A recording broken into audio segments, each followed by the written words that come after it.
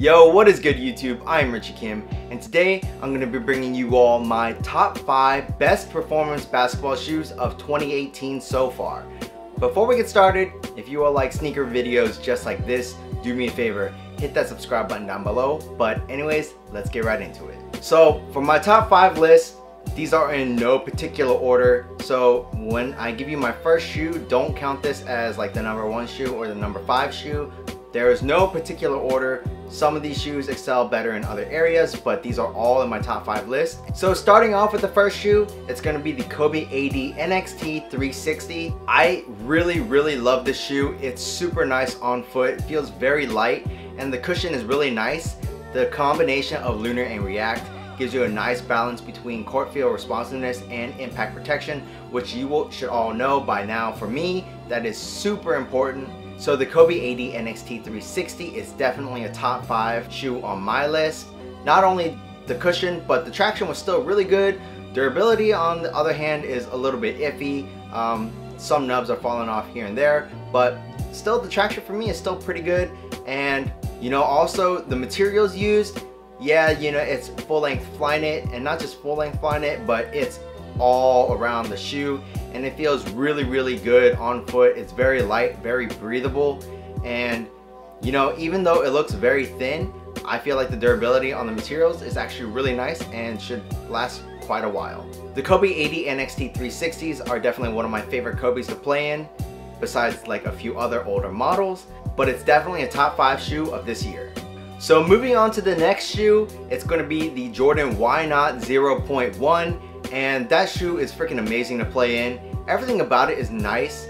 The materials used are pretty nice. Even though they're not the most premium, they definitely get the job done and they do it well. The support is nice, the fit is nice, everything about it is nice. Just make sure you get the Why Not 0.1 lows, not the mid or high top. Don't want the strap, because the strap honestly just killed my foot to the point where it was extremely painful to play in, and I really couldn't play in it. But the low versions, just as nice, no support issues. It's pretty much the exact same thing without the strap, so take that as you will. If you guys like the strap, go for it. If the strap doesn't hurt you, then that's great, but for me, it gave me a lot of pain, so I go with the lows, and the lows are phenomenal to play in on court. They feel great, they play great. The only bad thing about it is the traction can get a little bit inconsistent at times, and that also depends on the colorway of the outsole. So I've noticed that the translucent and black colorways of the outsole, you tend to slip up a little bit depending on court conditions, but with different colors like white or gray, the traction is actually pretty damn nice. So that's just one downside of the Why Not 0.1. But other than that, extremely great shoe to play in, and definitely another top performer of 2018. So the next shoe on this list is kind of a new release. It's a Protro, which is a performance retro, and I'm assuming you guys already know what I'm talking about. It is the Kobe 1 Protro, and the Kobe 1 Protro is a phenomenal shoe to play in. If you guys like that old school feeling type of shoe, this is it. Like, I think this is the one to go to because the material usage is nice and everything about it feels old school except the technology. They included full-length zoom, which feels amazing. You guys know that I love full-length zoom, just like the Why Not 0.1 that had full-length zoom, and this shoe also has full-length zoom, and it feels great to play in. It has great court feel, great responsiveness, and pretty good impact protection, and just the ride itself is very smooth and feels really nice to play in. I really don't know how to describe like the feeling other than it. Full-length zoom is like the best cushion setup. Everything about the Kobe 1 Protro is nice. The materials are nice, fit is nice, support is nice, and also the traction. The traction is pretty good too once you go through a brief break-in period, but it ends up being extremely good. So the next shoe on this list is an extreme shock to me. Like, I was totally surprised at how well this performed on court, and that shoe is the Under Armour Hover Havoc Low. Everything about it, it's just a super well-rounded shoe and can fit most players. The cushion is surprisingly nice, even though it's just a full-length EVA midsole with hover in like part of the midfoot back to the heel area. It feels really good, especially after you break it in. The hover feels amazing. The Hover Havoc Low is one of the shoes that I played in for hours and hours, and after that, my feet still felt pretty good.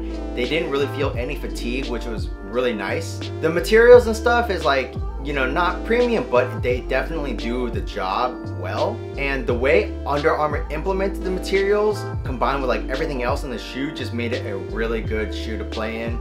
The fit was nice. I had zero heel slippage, zero side-to-side movement on the footbed, so the support was great. Everything about the shoe was just top notch, and it comes in at such a good price. It had to be in my top 5 of 2018 so far. So the 5th shoe on my list is also a budget model or like team model shoe, just like the Hover Havoc Low, and that is the Adidas Pro Bounce 2018. The Pro Bounce 2018 is a great shoe to play in, especially for me. It really caters to my play style. The full length bounce midsole gives you nice court feel responsiveness and impact protection. The traction is amazing, especially the translucent rubber option. The materials are pretty nice, even though it's just a mesh. It feels more like a knit or woven to me, and they actually do incorporate like stronger woven like material on certain parts of the shoe for reinforcement, which is a great touch. Even the support and fit on the shoe was really nice. I didn't have any issues anywhere, and I felt like the shoe felt pretty one-to-one for me. So overall, the Pro Bounce is a great performer on court and for a pretty good price as well. I think it's like $110. So yet another budget model or team model shoe that makes it onto my top 5 of 2018 so far. That's pretty much it for my top 5 list of 2018 so far. If you all like this video, do me a favor, hit that subscribe button down below and also smash that thumbs up button for me, as it really does help me out. Also, hit that bell notification button so you guys get notified when I upload new videos. While you guys are at it, check out this video on my left and on my right, and that's pretty much it. Until next time, peace.